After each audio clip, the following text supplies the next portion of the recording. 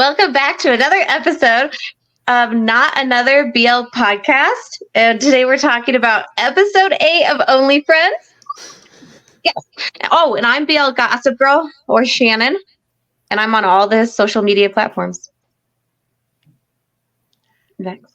And I'm BL Chef, or Kelly, same. And I'm Reddish Trying, or Heatherly. This is our guest. Yay! Again, yay! Hey! CJ is all right on TikTok, Instagram, and Twitter now. Oh! I know. You're on Twitter now? Surprise! Shannon, I commented on your thing and you liked it. Listen, I know, but I had a thought where I was like, oh, I don't normally see CJ here. Mine's being like, how many CJs do I know? I should not be expected to. Yeah. Oh, this is the episode. It's episode 8, guys. That was a roller coaster of an episode. Halloween party episode. Yeah. We've done recaps for all the other ones. Does anyone want to do the recap this time? Does our guest want to? Sure. Yeah, let's do it. I have it all written down. I'll go when CJ has the notes. We have in break 1, Chum is upset about Mew and Ray. And then Ray wants to be friends with Sand. Sand says no. And then they watch Yo and Plug break up.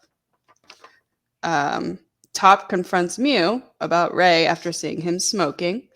And then in break 2, Ray shows up at Sand's school and is bugging Sand about helping him with his community service. Top asks Cheum for help. Nick is trying to get a job with his movie, and the boss, Papang, Dan, is very flirty with him. Cheum's brother goes and talks to Boston and complains about his girlfriend. Mew wants to throw a party. And then I think that's in the same episode. That's when the party starts, I think.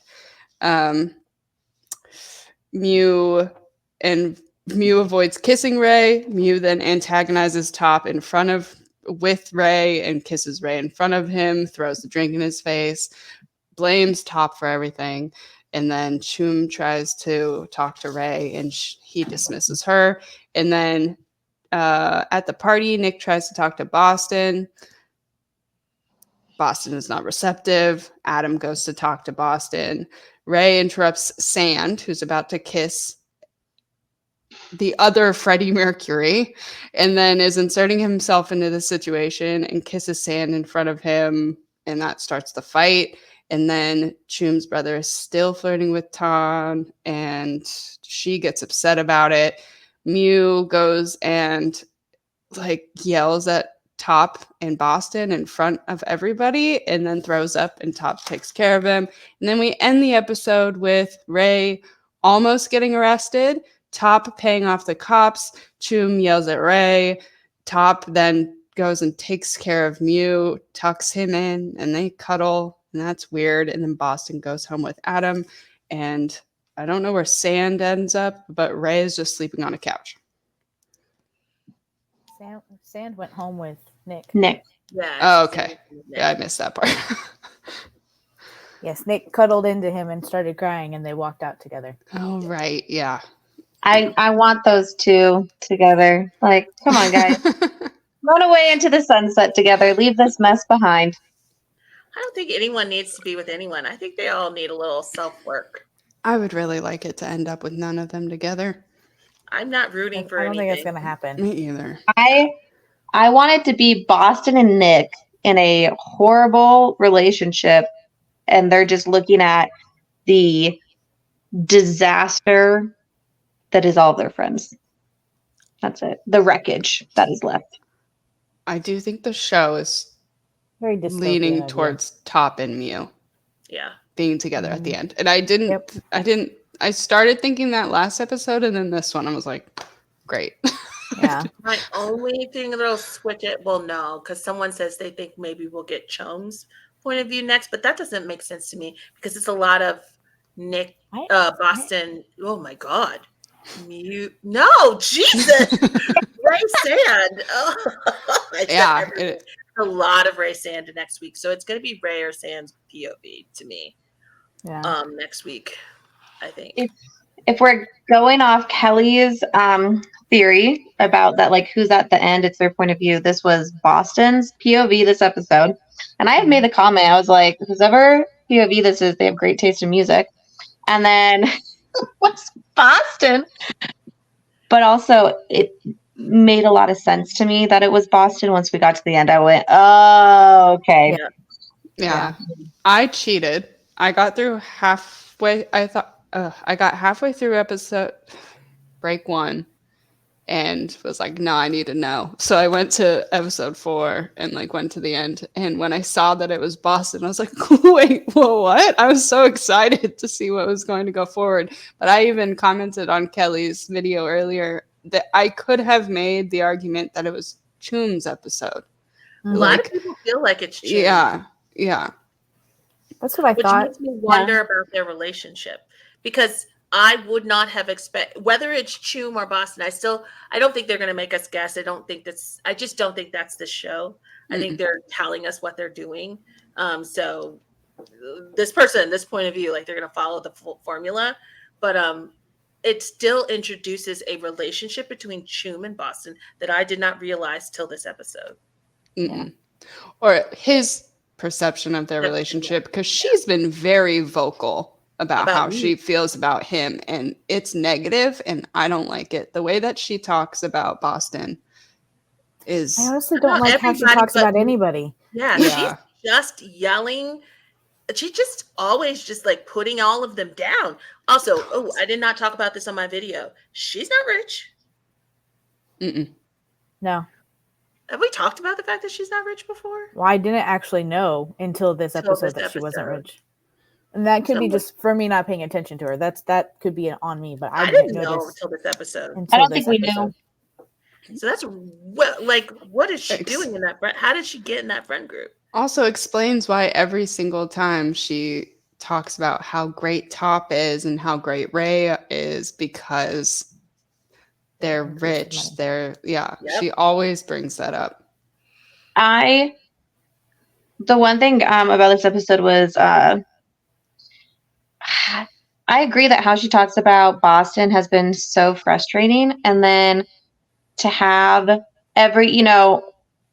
you see a lot of critique of this friend group that they don't do anything for Ray. They're not trying to help Ray.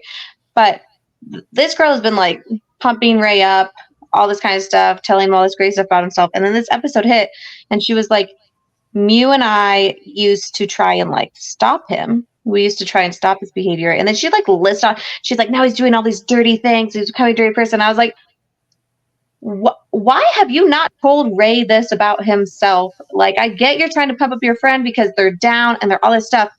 But in that moment where it was suddenly everyone was like, oh, he's bringing Mew down. Yeah, that was the moment when everyone was like, oh, Ray's actually horrible and he does these horrible things. I was like, he's been horrible this whole time. I know. And the only one calling all that crap out the whole time was Boston. Go ahead. She did the same thing about Top last week. Yep. He was top tier. He did what? Oh, he's a piece of trash. Oh, we got to get this dude away from you. Get out of here. We don't like you. Like, she is so on Mew's jock. Yeah. And I don't know what that's about, but she is very much Mew. And you mentioned that, it's kind of funny because with Top, it was like, oh, I knew he was a player, but I didn't think he'd do this. And Boston was like, hey, he'd probably do this. I mean, Boston didn't need to use himself as the example. When Boston said that too. Yeah. This man has a reputation. This is not surprise time. This is, look at all the things I've listed out that have actually happened. Like I listed out. Chum is interesting to me. I don't understand her. But again, we don't know who she is outside of everyone's perception. April was the only relatable and real person there today. Yeah. It was interesting. Boston was too, but like out of the reliable ones. It was interesting. She got the most screen time in Boston's POV than anyone else. I thought so too. And my heart did break when she was chewing Ray out for all of that. I felt so bad for her at that point. I felt bad kind of for everybody at that point. Oh, that, my God. Someone said in my comments, they were like, when will Ray hit rock bottom? And I'm like, he's there, okay? This is rock bottom. He's just in it. He's just surviving in it. He doesn't want out of rock bottom. I even after today, I was just like, I still saw someone going, well, maybe this is the thing that's going to turn them around. And so they're excited about next week because they're like, well, this was so bad. I'm like, do you realize every episode, this is what you say? This is the thing that's going to turn him around. First, it was Sand loving him that was going to turn him around. Then it was that falling apart that was going to turn him around. It was Mew getting upset and telling him about himself and him apologizing that turned him around. He was no different this episode than he's been all the other episodes. It's not been turned around. Yeah. It was just somehow the most obvious one. Like, I feel like people who have been really for Ray, this episode is going to be the hardest one to defend. There was also, I know they are doing it. It was something I pointed out when he kissed Mew without Mew's consent. I had said I calling this shit out. I was like, because it's harder to recognize, because it's not violent, it's not aggressive, it's none of these things. It's really hard for people to call that what it is. And then this episode, he grabs Sand and kisses him when Sand has literally said no. And now people were like, oh my gosh, what he did to Sand. And I was like, but this is what he does. He's done this so many other times. But now it's clear because there was like this sense of violence to it. And I'm like, God, I don't know. His behavior has been so bad, even when it didn't have that layer. Mm-hmm. What, Heatherly? I said it was also clear because Sand was fighting back as it was happening versus Mew, it was after the fact. And I was like, it doesn't matter. It is the same thing. Yeah. But people were like, they could see that he actively didn't want it. I was like, he was asleep. I don't. Yeah. People need to stop touching that man when he's sleeping. He's not even my favorite person. Oh my God, Top! When he's sleeping. I yelled at the screen, "Do not kiss him! Do not kiss him!" I was worried. It's like I can't do this again. I said, look, Top is supposed to be like the chill one this episode, so we're not going to get that because he's supposed to be chill. He still didn't need to be all hugged up on him. That was not. That was for Top. Ugh. Like Mew is not going to want to wake up until he crawled into bed with him. And I'm like, what are you I would be doing? equally as uncomfortable to find nothing out that changed. had happened to me. Nothing has changed. changed. I was okay with was taking off the necklace because that should not be on your neck while you're attempting to sleep. That was fine. But the pants, but the pants could have stayed on. Reason. Also, why did they have to zoom in on them holding hands over his crotch? I don't know. It was weird, man. I was like, that was unnecessary amount of screen time with his thigh. Thank you. And nothing has changed for Mew. No. He was passed out. He missed 90% of what just went down. He's not supposed to be in that man's house. He loathes that man. And he's going to wake up in his arms? Yes, exactly. He doesn't want to be in this man's arms. Also, if he can't remember anything and he wakes up in his arms, that's like traumatic. Yeah. I will say though that they less. cuddled up and the one is fully clothed, but still, like the one is unclothed. Right. Not by his choice. No. And the other thing is I feel like we might get this sort of plot line next episode of the whole Top being like, oh, he's taken. Oh, I'm showing up everywhere you are. Oh, you don't understand. Like, I'm going to get not leaving a person alone. Yeah. And we've seen it a lot in other BLs. Papai. One of the... No, never mind. Love in the air. Papai. Or yeah. The... what was it? The other thing I was kind of saying, because there's some people who are like, oh, Mew is just, he feels this and now he's doing this and he's so changed. And what kind of is getting to me is I'm like, drugs and alcohol, they don't turn you into a completely different, like they can, yes, and all this kind of, you could do things you're not normally, there's certain things that we're seeing with Mew that I'm like, these are things that Mew has had since day one, and now they're amplified because of the drugs and alcohol. They're not new. They're just at a higher level, like his treatment of his friends. I'm like, yeah, he's always been saying some shitty things and had this superiority to them and all this kind of stuff. And now that he's at this point, it's a times 1,000, and it's way more in your face. And you're like, oh, why would he? He's using Ray like this. I'm like, he has kept Ray by him, and he even said, "I knew you liked me this whole time." I'm like, there is, and I called that. He waited until he himself was low in order to use this. Yeah. Mm-hmm. And it was, and I'm like, Ray is a hot mess with all of his stuff. But Mew, this is what I said, you hang out in these circles, your friends are doing drugs, they're drinking like this, they're having hookups, all stuff. You pick things up. Mew might not know who to he might not have a drug dealer. He doesn't need one because his friends have the drugs. There's just things that when you're in these groups of how to get access to stuff. And so that was one of the things. Mew knew how to get access to everything. It was Ray. It wasn't Ray being like, hey, you want to do coke? You want to try coke for the first time? You want cigarettes? You want this? Mew wanted these things, and he knew where the access was. And Ray asked every time, are you sure? Are you sure? Yep. Yeah, he was being forced into everybody it. was blaming Ray. I was like, Ray has his own issues. I'm still mad at Ray. I'm fine with being mad at Ray for being Ray. That's fine. Yeah. But I was like, we need to stop blaming him for what's happening with Mew, because Mew's using Ray, not the other way around. Yeah, he's placating it, but he's not the one in charge of what's happening there. I'm not sure if he picked it up. I'm hoping that he picked it up, but I'm not confident that he picked up the fact that he didn't kiss him in the room. And then the moment they were in front of Top and he was mad at Top, he made out with him and then drug him away. And I was like, that was not a Ray initiated thing. He didn't initiate the party. He didn't initiate the drugs. He didn't initiate anything. He just supplied it. Yeah. I think for Ray right now, Ray is Nick. I'll take him any way I can get him. Yep. He doesn't have to treat me well. He doesn't have to be good to me. I mean, he not like right now. That has been Ray this whole time. He's been like, you don't have to actually date me. I'm just going to stay. I'm here. I'm sticking to you. Yeah. And so now he's getting, he literally said to Sand, well, at least now I'm over that friendship line. So it's better than before. I've been doing this for 2 years at least. 2 years at least. This whole episode, I was like, thank God Boston warned Sand. If that audio had gotten to them through, if that audio had gotten to them some other way, and Sand had never been warned, Ray still would have left Sand. Would have dropped him, would have gone to Mew the moment Mew was like, hey, now I'm low.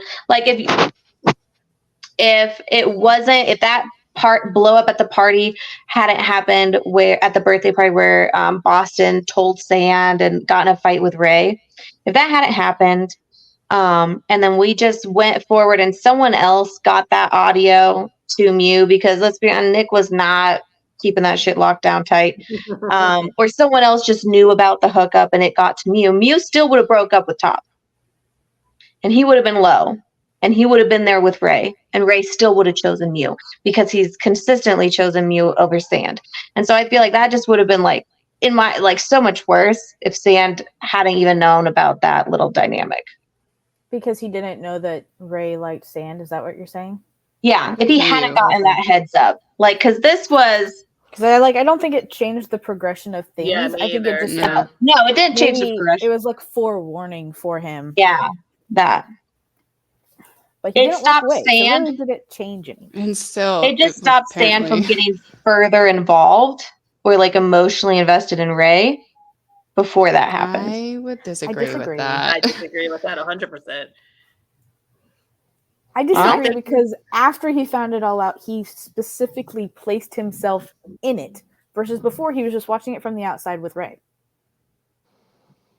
What do you mean? Sand is fully involved with Ray, even with that information. I'm saying that at this point, Sand was still holding off, all this kind of stuff, maybe not, maybe this. if that had not happened, I see Sand just going, yeah, you know what? I'm going to get all in with Ray. Maybe we like give this some sort of shot, all that kind of stuff. And that would have been like, that would have really, really sucked. At that point, when it happened, they were still in this like, oh, this is kind of like a nice night, and he liked him and all this stuff, but it wasn't. Well, it was the conversation he had with Nick last week that tells us that he is the same as Nick, where he would he'll do whatever as long as he's still in his life. It didn't stop him, is what we're saying. It didn't really change Sand, because Sand is just lip service. Sand doesn't follow. It just takes one no. Really? He has everything every single time. He has it. He's still hooked. He's still just as hooked as before. That's what I'm saying. I don't think it really stopped Sand. I think in a way I understand where Shannon's coming from. In a way, it would have hit him harder, like if he would have found out about Mew. Yeah, that I agree with. Yeah. I just don't think it actually changed the way he did anything. I don't think it slowed him down. In fact, I think it changed his tactic. Yeah. See, for me, I guess it changed things with Sand because I see Sand as like, this is Sand eyes wide open. Yeah. He's got the stuff. Eyes wide open. He knows what to be prepared for. Even that conversation with Mew where he was like, not Mew, with Ray, all these conversations with Ray afterwards, it's a different conversation he's having because he had that heads up. Yeah, that's true. It gave him a certain level. Yeah. And because the outcome is still the same, but he's it's just how he approaches it is different. Okay. For me, I was like, the outcome, no matter what, was going to be the same because this info was going to get to Mew and all that kind of stuff, and this was going to be bad and it was going to be horrible. Speaking of Sand, sorry, I had someone comment because in my video today, I was like, I hate everyone except for Sand, or I dislike everybody except for Sand, and someone commented like, oh, he's still like a terrible person because he started everything that led to all this stuff and he stole the audio. And I'm like, well, the fire was there and he just handed Ray the match to light the fire. Like he didn't start anything. But I think it's interesting, like, I'm not making defenses for him. I think the parallels in a lot of the situations are really interesting because he was acting out of revenge against Top when he did that. And people got really mad at him for it. The audience got really mad at him for it because how dare he do this? He ruined everything. That was not the same reaction people had to what Mew did to Boston.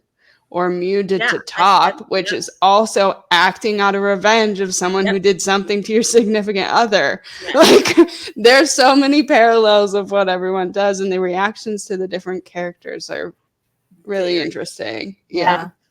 I agree. I had a hard time. I forgot what live I was on when we were talking about Mew and Boston situation.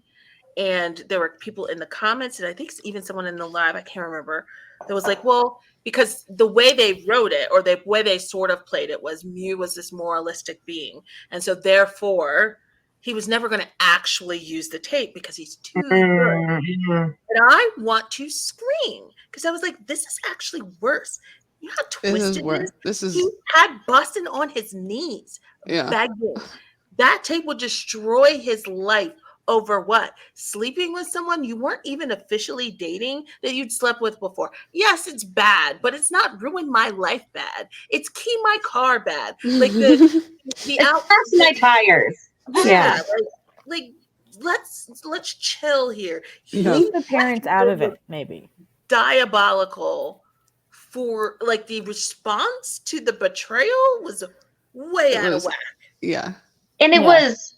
I said this in one of my videos. I was like, Mew, his superiority complex, where he wanted to put Boston in a position where he could then say, but I would never do that. And I'm like, you just did. Don't say you wouldn't. You literally showed up at his house, put this in front of his dad, and then was like, hey, I've got all this shit on you. So you are still blackmailing him. You are actively blackmailing this man. And so I was like, when people were like, oh, but he wouldn't do it. I'm like, he did do it. And that was intense. That's what Kelly said. Like, oh my God. I rewatched really his whole life. He was a Boston, who has been this, we're all supposed to believe he's this big bad, like he's the worst of the worst. He's so evil. Everybody get rid of Boston.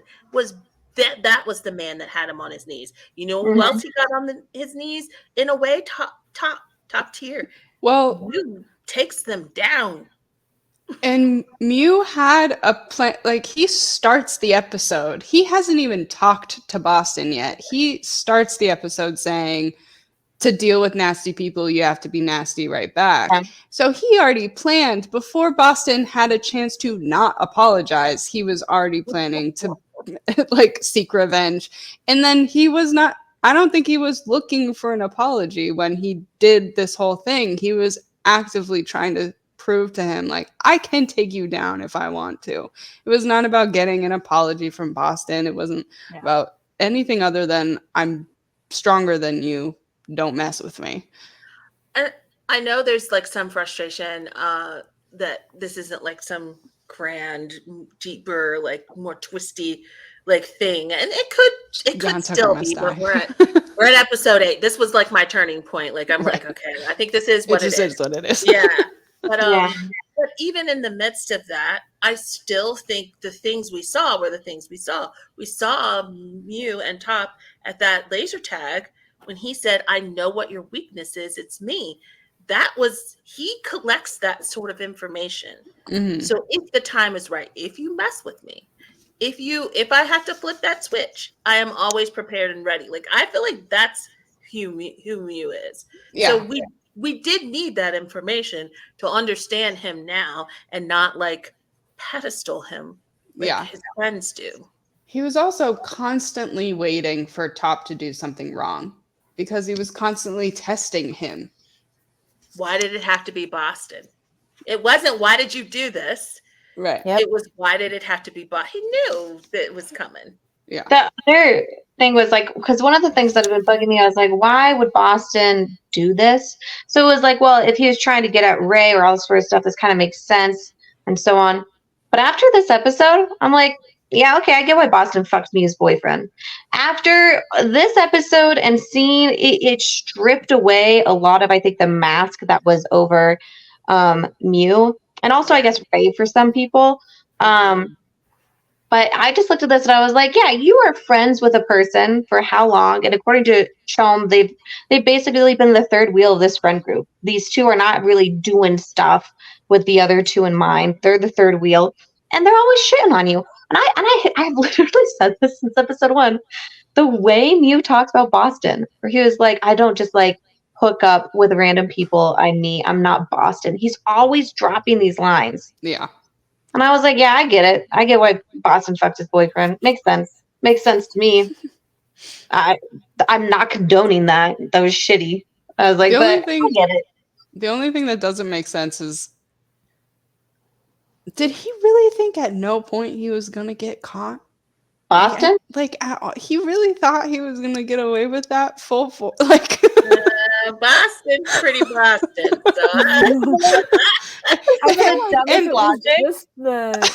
If it was just the one time, in the car, I think he could have if it wasn't for Nick.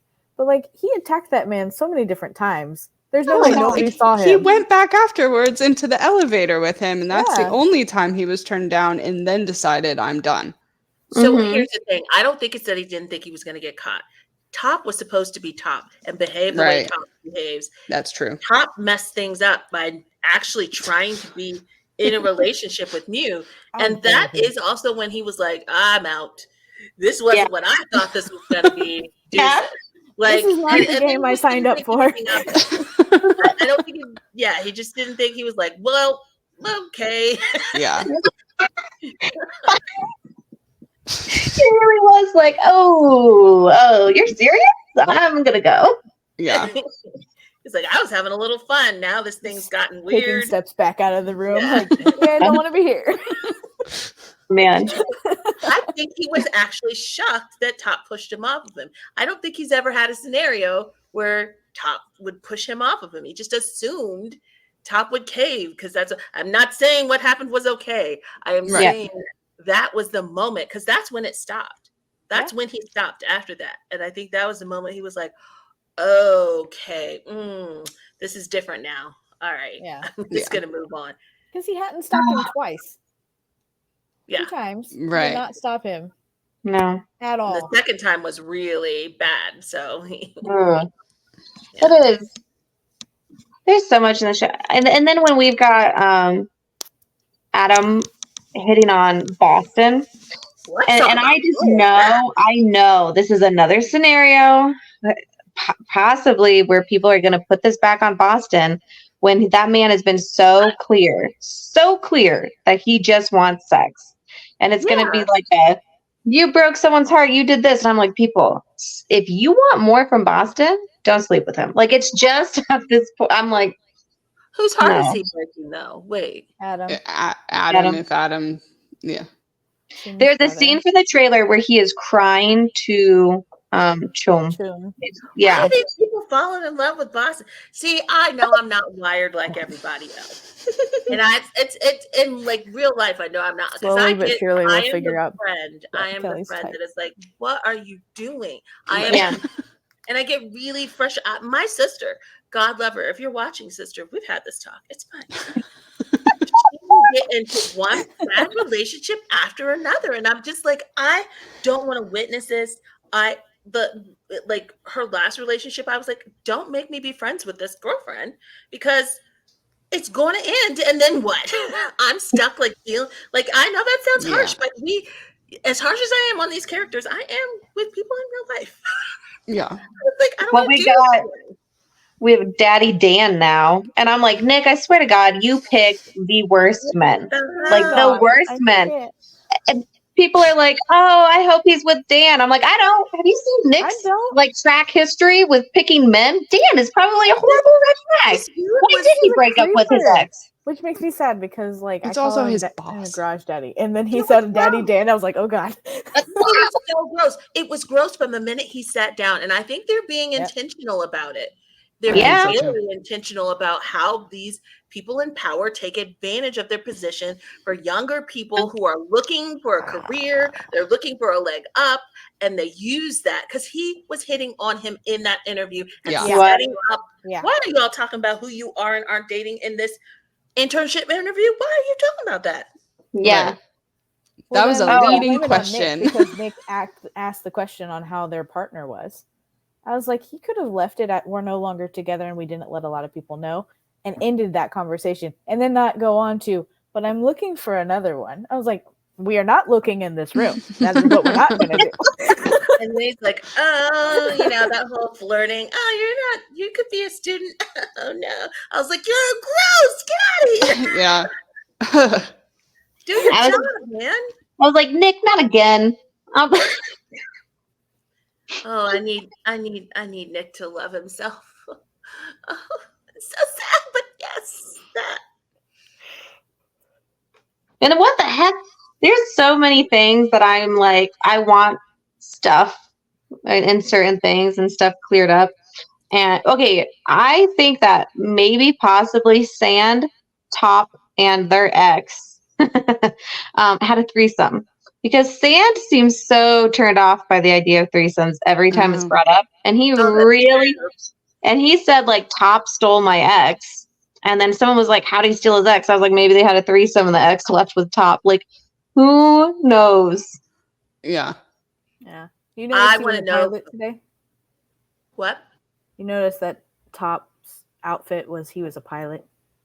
Oh, I had an observation about the whole party scene. Not only their outfits matching like who they were supposed to be, villains, heroes, whatever, but the color theory behind everyone's outfits was really interesting as well. All three of like the villains, Ray, Mew, and Boston, who's just everyone's villain, all were wearing red. Sand was wearing white, and he's the like savior in the episode. Mm-hmm. Top was literally dressed like a hero in green, And then Cheum and Alice were in gray, and they're like the neutral ones. So even if they didn't do it intentionally, they accidentally fell into like No, I think color they said theory. they threw everything in here. I'm pretty sure there was a whole color. And I was like, I remember them mentioning it, JoJo, and I was just like, I can't focus on another thing in this series. It's too much. I don't follow them. Yeah. It's when, JoJo was like, oh, the next episode will be sweet, right? With only a little headache. I'm like, first off, I don't trust a single fucking thing you say, because even when you had a sweet episode, it was depressing as hell, especially when you watch more episodes. And you're like, that was not sweet. The date It's one. not. Nothing about the multitudes of date ones. The last time I was here. Yeah, and I actually had an interesting theory. So people keep bringing up the Harley and Joker thing to me about the fact that was who they were, which, I mean, I know that's who they were, but I kept trying to tell them, I was like, you do realize that the Harley and the Joker that they presented are in two different movies, right? Like, yeah. They made the Joker from like his... From the Joker. Yeah, from the Joker. And then they had Harley like from Suicide Squad. Yeah. And those are two very different people, and they are in love with two very different people. And doesn't Harley kill the Joker in this comic books? In the comic books, comic books maybe, but that's not the point. Like, it's not like the Harley. But like the Harley in Suicide Squad, the Joker that one is in love with is not the same one that is presented in the Joker. Yeah, right. And I was like, you do realize that they might be looking like they should belong in the same movie, but they are not part of the same movie. Yeah, I like that. Nice. When I watched it, my only thought was, damn, Harley kills the Joker. Like, I don't know if that's true. That's what I was thinking. I'm going to Google it. Do it, because I haven't read all the comics. I don't even know if Joker's ever died. She shoots the Joker dead. Oh, nice. Harley knows who she is now. Oh, nice. What she has always had. This death thing keeps coming up, you guys. Okay, I didn't pay attention to the lyrics to the song at the end, but they were showing the lyrics. Anytime they show the lyrics to a song, I feel like there's a purpose, and I didn't pay attention, but yeah, what she has, let me read it. Harley knows who she is now, what she has always had the strength to do, and she shoots the Joker dead. Before his life ends, Jack returns for a brief moment, long enough to say goodbye and recognize that everything will be all right. Who's Jack? Joker, Jack. Yeah. What is that from? The blurb. But they were two people who couldn't give each other up. They were constantly in Batman. It was Curse toxic. of the White Knight. Sorry, yeah. Curse of the White Knight. Curse of the White Knight. Yeah. Never mind. No, that's a lot. No, that's a lot, right? Yeah, like that's a lot of subtext. Yeah, there's so much. So much subtext. This show is like, but I was gonna say it's like college thesis work, but he said that he was highlighting a lot of the work he did in school as a writer, and as well as like teaching writing. Like, he wanted to showcase. That's why there's so much happening in it, because he wrote a story designed in a way that he could showcase a lot of the things he learned in writing skills and things like that. Was it? I was just going to say the reason I really liked it is because the Joker that Cow's outfit resembles Joker is the Joaquin Phoenix one, and it's literally the showing of the descent of Joker into Joker, and I was like, Symbolism is heavy. Spiral. I was like, that was why I liked it, because it was just that symbolic. I was like, I don't know if that was on purpose or if stylists are just geniuses, but like, I like it like that. I'm gonna go with it's showing his descent. Everyone keeps thinking this is going to be his turnaround, and I think it's going to get it's going to get worse. It's going to get worse. He got away with it. He did. If this is the 8th time we've said, oh, maybe this time, it's not this time. Yeah. This is the 8th time. It's not this time. No. No, but if he goes back to being the soft, pathetic one, in the next episode, wouldn't that mean that it's Ray? Ray's point Wait, of say view? that again. Say His what? POV. Oh, Ray or Sand? No, I thought it was Ray's POV. Yeah, I but mean, we maybe know Dan. most likely it'd be Ray or Sand, but like I think at least Sand, though he might be soft towards him, he knows that he's not. Well, he seems very upset with him. Yeah, so I don't see him casting him sympathetically in his Yeah. POV. When he went and got those drugs and like hid those drugs and grabbed Ray, I was like, Sand, this is, oh my God, I was so nervous. And then they were both being held by the police and Ray is fighting. They're like, and they're all screaming at Ray and they're like, don't struggle, all this stuff. Oh my God, I was so nervous. I was like, this So is anxious. seconds away from getting even worse. And it was so nerve wracking. And you know what I saw on? I just need to not read. Did you think about it further? Like, at least Sand showed up to help Ray. All these people who hate the friends for not being there for Ray were like celebrate. They're so obsessed. They're so up in it with Ray that they do not care about the danger of the people around him. I'm like, Sand would have gone to jail or worse, and he didn't do anything wrong. Oh, I've seen a lot of comments that are like, he needs better friends. Like, what better friends would do anything differently than what is currently happening? He is in charge of his own actions. Better friends aren't going to change the way that he talks to people, the way he treats people. Like, they've all tried. Oh, when he used his mom against Cheum in that argument, I was so angry. Such a low. So low. It's livid. Livid that he would do that. Ugh. And yet, at the same time, I wasn't surprised. No. This was the least surprising episode. Yeah. But I think it's because we've been watching the whole thing. I think, at least for me, I think I've been watching it. And if this was Boston's POV, then I guess the entire time I've been watching it from Boston's POV. Because I was like, there's something really off with everybody. Yeah. Yeah. And I was like, and his was the most straightforward. Like, it was nothing was really fluffy. Nothing was really more than what it was or less than what it was. It was like, if anything, like Mew and Ray were acting way more like volatile. But for all we know, they really were volatile because like he's been saying that there's something wrong with the entire thing the whole time. Yeah. He's the only consistent one. Yeah.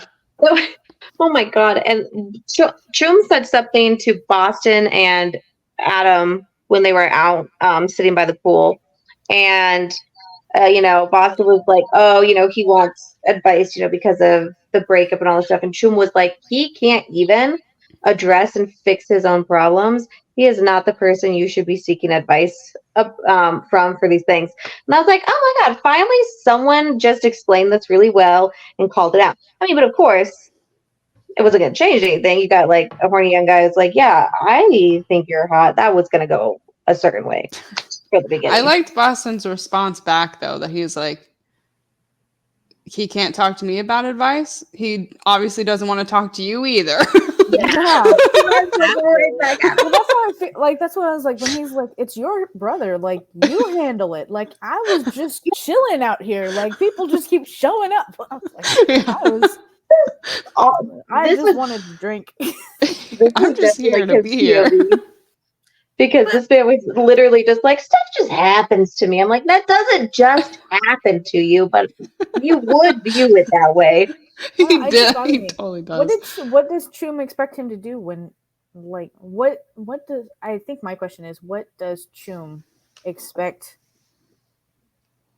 Boston to do to fix the problem? No, he goes, I can't talk to you. I'm a screw up. What did he say? He's like, I'm a social pariah. Outcast. A social Yeah, Okay. the was lack of reaction he had to Mew antagonizing him and Top, where he was just like, okay. He was like, yeah, okay. He had the same when it was by the pool last episode when Ray was like, "You've got," he's talking to Top. He's like, "You've got Boston now," and Top was like, "Oh my God, leave me out of this." I'm just sitting here. Like he's always like, "Oh, why is this happening?" Like, dude, you know why it's happening. Yeah. But Well, I 'cause really after think that- Boston is that kind of mentality that when he's done, and he Yeah. can't understand why you're all keep going. He's like, "Oh, I finished with him." So why are we still doing I'm this? done. Like, I I'm don't done. actually want him. I'm like legit done. Like, so why? Are we still like? He really can't understand why this is still a point of conversation. That would explain a little maybe why he didn't apologize, because he's like, "Guys, this is old news. I'm over it. Why are you over it?" It's like brand new news to everyone else. Yeah. Sir? And he really didn't. I don't think there were a ton. Like he was like, I just wanted it one more time. So it really wasn't. There's no fault here. I did nothing wrong. Really Boston can't. watched it. I just borrowed him. He was like, I'm good. Borrowed him, checked him out from the library, you know? Cried multiple times after that one time. So Right. no, Yeah. no, Boston. You didn't just want one more time. But they only know about one. So, like, Right. it only Plausible happens once. deniability. Man, oh my gosh. My friend who I watched the episode with, afterwards, they were like, "Wow, Ray was right." They were like, "Boston really does hook up with people in that dark room." Dying. Because I of was like, next week's episode. Why does Yeah. Ray know? God, I need to understand Boston and Ray's relationship so very badly. We still don't know. And it is the piece that is missing in this puzzle. And I know they're dragging it out. I need to know. They waited how long to give us Boston's? How long to get us to a point? People were like this. They were like, "I never thought I'd get to the point where, I'm not as mad at Boston and Top as I am everyone else." And I was like, "Well, I'm not surprised. Everyone else." Yeah. Who has had repeat episodes? Top? No, I'm sorry. Mew, Ray. And Ray? But Ray. I don't think Ray's was a real repeat, remember? Because we said episode 2 was everybody, not people don't feel like it. Oh, because of the credit, but no, I don't know. To me, I don't think they're trying to. Ray was the end credit for episode 2, but episode 2 was the Talking Heads. So people are like, no, it was the Talking Heads. But I'm like, I don't think they're trying to be that clever. I think there's like they have a formula and they're sticking to it. Yeah. That's just the one episode that like stands It's out very off. stylistically the most. I'm almost wondering if they'll bring that one back towards the end when something else goes wrong. Yeah. Because it doesn't, like all the other ones, the different styles, at least it still went with the show, versus that one was very unorthodox and not at all related. It would have made sense as a style for an episode 1. Yeah, that's what surprised. That's what I'm thinking. Yeah. But the way, I mean, if we want to, I don't know. I feel like you shouldn't have to add this much to a story to make it work, but it works if we go as sincerely as theory of like, he's trying things out. He's figuring things out. And so he's tried something different with episode 2 with the Talking Heads. And he was like, that doesn't work. And he went back to his original. Oh, for like the overarching. Yeah. So if he's working out how he's going to do this movie and how it's going to work, and he has this concept for episode 1 where the outro is POV, and then he goes to 2 and he's like, wow, what if we do this? What if we do it more like a documentary style? And he's like, blah, that didn't work. And then he goes right back to what he did before. It explains it away. I just don't feel like by now, I don't know. I don't think we have to dig super deep for this stuff, right? I think they've got a formula and they're sticking to it. It's my guess. Yeah. Are you okay, Shannon? I was just thinking. Yeah. I was like thinking about the because I was thinking about that theory because Nick, when he was talking to his new boss, and they were talking about a movie and all this other sort of stuff, I was like, oh, maybe there is something here to Sincerely's theory about. Oh yeah. Yeah. Well, because he said it was a big project and stuff like that, and I was like, yeah, maybe it's something. I mean, they're good source material. No drama. There's 12 episodes. Yes. Yeah. Well, according to MDL, there's 12. Yeah. Right. It would have made sense to have 2 episodes, obviously math, 2 episodes for each character, POV wise, but that would mean we'd get no more Ray and no more Mew going forward. And I don't think we'd get like another Top, another Boston, another Sand, which would be fun. I would like that, but I don't think that's how it's going to work out. Someone says in the next episode it looks like Nick and Sand might hook up, but we still don't know if Mew is going to, not Mew, Mix will be in this. And he was seen on set. Oh. Yeah. I'm just saying, if Mix is the ex, and it was a threesome, and we get a first Force and Mix threesome, I think the internet might break. I was like, where's Shannon go with this? Oh, that's where Shannon's going. Yeah. I should have known. The guy in the trailer that was hitting on Mew for next week's episode. Do we know him already? Have we met him? Or is that just a random guy? I didn't recognize him, but honestly, there's so many people that that's a circle lot in the bars that I don't really, not sure I would have caught it. I'd have to watch the whole thing again, and I'm not. I'm fine. We didn't talk about Yo and Plug because that was some I was like, oh look, it's Ray and Sand with their trauma in the future. It's like Sand can't get close to anyone because he's been whipped around like this so much. Someone on my video mentioned that it was probably symbolism. I'm like, I don't need symbolism for a relationship I see so often from another relationship I know nothing about. Like, yeah. To me, this was him. He's also trying to fit in different aspects of queer love and queer stories and queer relationship. And this was a story he's putting a lot in this basket. And I could hate on it, but if he's thinking this is my one shot with a place like GMM, I'm going to get as much story that never gets told in here as possible. And if we look at this from the trans woman perspective and we hear that discussion from that perspective, it's a valid, relatable story for someone. And so I think that's all that really was. I don't think it's, some of this stuff I'm ready to say it's not deeper. I think it's crying though. I was not prepared for Jenny crying. I could not handle Jenny crying. I did not know how affected Sad because we don't ever see it. I know. And so to see and the fact that she could have had those conversations, like that's the realism that hit me, and I was like, whoosh. The only thing that bothers me is like I was like, I would like to then see more of it. I get what you're saying about not enough room, but I would like it to matter to the whole plot and see more of it. But I wonder if that was just part of the things that get cut out kind of thing. Yeah. Like they showed more of their relationship through before, but then it ended up on the cutting room floor because like you got to see them hanging out with Ray when he was just talking about trying to steal sand for a party. Like you could tell that there was more scenes with them because they had a very close relationship between all of them. I wouldn't be shocked if the trans storyline is the one they were willing to cut, company-wise and other things. Then maybe they cut the lesbians. Huh? Oh, yeah, that would make sense. They've had lesbians before. Have been pretty cut down, too. And they just kept it to the core. But, I mean, of everything, the trans community. Oh, yeah. Othered in a major way. And so, I mean, we don't get... When have we, other than Secret Crush on You, having, even with the trans character in Secret Crush on You, we didn't get as much, we didn't get like a Jenny version of that character. They went like to the line, but not fully over it with how the character was portrayed. So, because I still have people today watching it going, oh, that character's trans. Like they didn't understand that character was trans. Here or in Secret Crush on You? In Secret Crush on You. Oh, okay.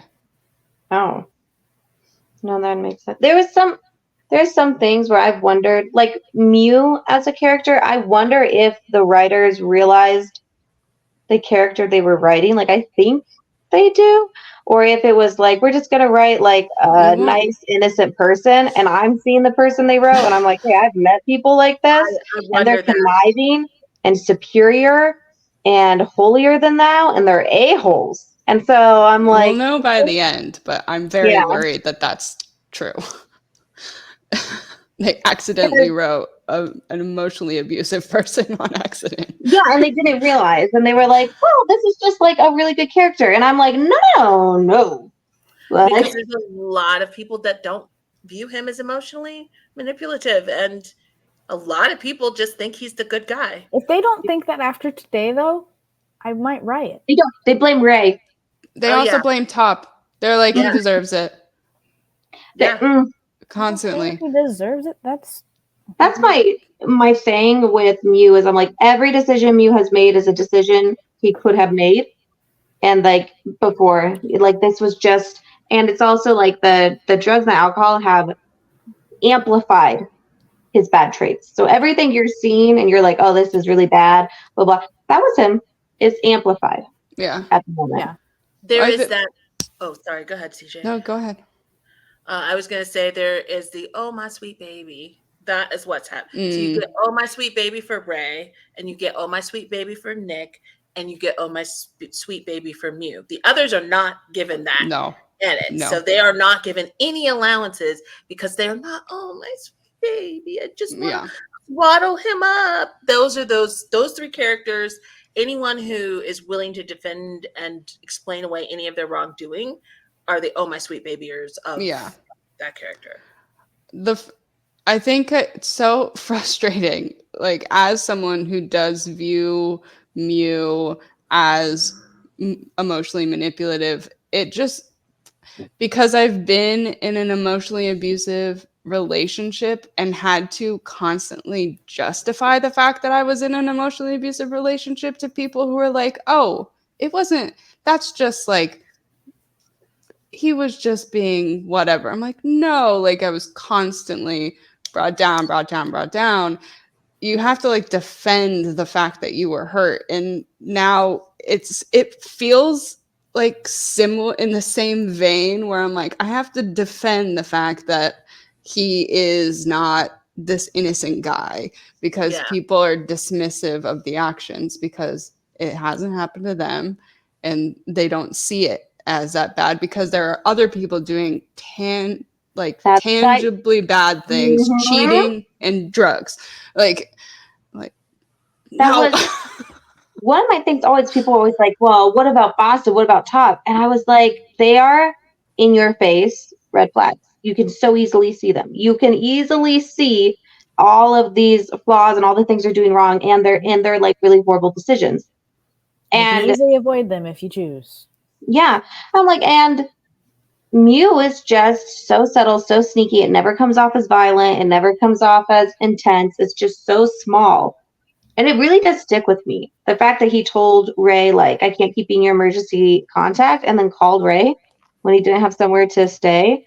Or the whole thing with the cookie with Top, where he's like, hey, I've got this boundary, I've got these things, but I'm going to act in this manner that will imply that I'm okay with more at the moment when I'm not. And it was just, and I'm really, You can also see the effects of what Mew did in Top, because if you saw Top interact with anyone else, the way he was with Ray, the way he was with Boston, the way he was with Nick when Nick came and talked to him, he was like this very confident, cocky guy who, and even in episode 1 when he meets Mew, he's like very into himself, very cocky, very confident, putting himself out there. And now we look at him in the last 2 episodes and he's just like the most pathetic and sad guy. That doesn't just happen. It happens because the person you're in a relationship with took you down, did everything to say you're not that great. You're not, like, everything you do is wrong. I'm just waiting for you to do something wrong. Like, you become that person because of the actions happening against you. And and then doing that to someone who you already knew was coming in with baggage, like beating them up for the baggage. You chose to date this person, right? Why are you dating them and then telling them how awful they are? It's like, well then walk on. Like, what are we doing here? A tough scene was when they did coke, they did all this stuff, and then Ray leans in to kiss Mew, and Mew does not. Very much there, I'm like, listen, this man coked out of his mind, still did not want to kiss Ray. That is so telling. It's like what I said. The choices he made are choices he would have made before. Because sober or high, he was not wanting to kiss Ray. And that was something coming around. I may be reaching, but I think he also wanted Top to know with Ray there that he used drugs. Yep. Yeah. This was not. What was that? He did not need to do that. Extra. Yeah. He was so extra. I was like, that's not necessary at this moment in time. Yeah. And then you think that like Ray is passed out on the couch, which I get. He has put everyone through so much, but Mew is being laid down in the bed and cared for. And it makes me so furious because I'm like, is Mew going to get the talk that Ray got? Where they're like, why do you decide to do this? We were the third wheel, all this stuff. I'm like, is Mew going to get that conversation? Because Mew, like, he's been so consistent in his decisions that he's just, frustrating. I really don't think, I mean, Chum is only mad at the others. Chum is not mad at Mew. No, she thinks he's a victim and everything. Yeah. Go ahead. No, go ahead. If this is another Boston point of view, it still comes across as though Boston is not super mad at Mew. And I really want to know what the hell everyone's dynamic is there. Yeah. What is it? The fact that he was standing there. No. Friends that hate each other. Cheum was more pissed that they messed up her bestie relationship with Mew. Yeah. Yeah. Because she was like, who do I hang out with now? And I'm like, so you're not friends with anyone else? Because, right? Like, she was like, Mew and he used to come to me. We used to be together. Now he's with stupid Ray and I got nobody. I'm like, well, Busted, mine was more like, I was like, if he's hanging out with Ray, couldn't you also hang out with Ray? Because you hung out with Ray before with Boston. What was Boston needing to be there for? Does Boston have to be there for you to also be involved? Like, I'm very confused how your guys' friendship works. I need their origin story. How did they become friends? I love it. Especially now knowing that Chum is not rich. Because let's be clear, like, it's very especially in Thailand, that classism is real distinct. So how did she end up at this school? How did she end up in this circle? Yeah. I really want to. They're confusing. I've seen a lot of people be like, we need a season 2, which I think is funny. We haven't seen the end. No. It's preemptive to say that, but I would love a prequel. A prequel season would be fun. There's too many questions, and I'm afraid they're not going to get answered. No. Yeah. I'm really worried that they wrote like the nicest, sweetest character they could. And we're sitting here like, this man is crazy, emotionally abusive. Yeah. Like, I am But we are in the minority of people who think that. So for a lot of people, they did successfully write a sweet, innocent person. Guys, I can't watch this episode and think that he was sweet. And I can maybe reframe my brain to think it in all the ones before. Maybe. But this one, I cannot sit there and be like, that man is not emotionally abusive. He's just hurt. I was like, that's not hurt. But they will. I'll say the other thing that I'm noticing now in some of my conversations, there's a lot of people who identify with Mew. And so when we say that, they're like, you said what now? Emotionally abusive. Do you know what I mean? Well, people don't realize they are. There was a particular person I was going back and forth with, and they finally said that to me, and I was like, oh, I'm going to stop. Yeah. He's going to walk into something that I don't think either one of us want to walk into. I'm not qualified to diagnose this human. Yeah. I'm going to walk away. I did that with the Ray stuff. When I was like, whoa, Ray kissed me without consent. This is SA, all this kind of stuff. That was when I was hit full on with all this. And I was like, well, fuck, guys. Okay. That was a lot. That got really, really intense. But you know what? That video has come back to be pretty fucking spot on. Yeah. So maybe, like, damn. So maybe a few episodes from now, we're gonna be like, oh fuck, that's what we said about you. That's pretty fucking spot on.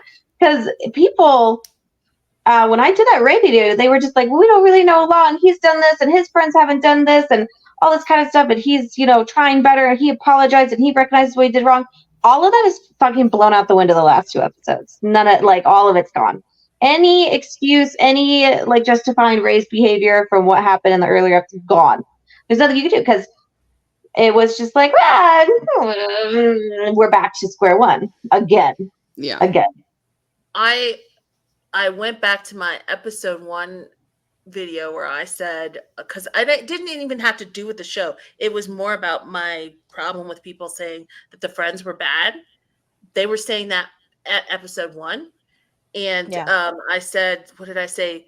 When you are dealing with a self-destructive person that's dealing with abuse, they may destroy you too. Mm-hmm. And I was like, this was that episode of there was some bringing down of Mew. Let's be real. He was comfortable with taking Mew into his world. There was no you shouldn't be doing this. No, don't be me. He was like a friend. He can't stop himself. How would he stop anybody else?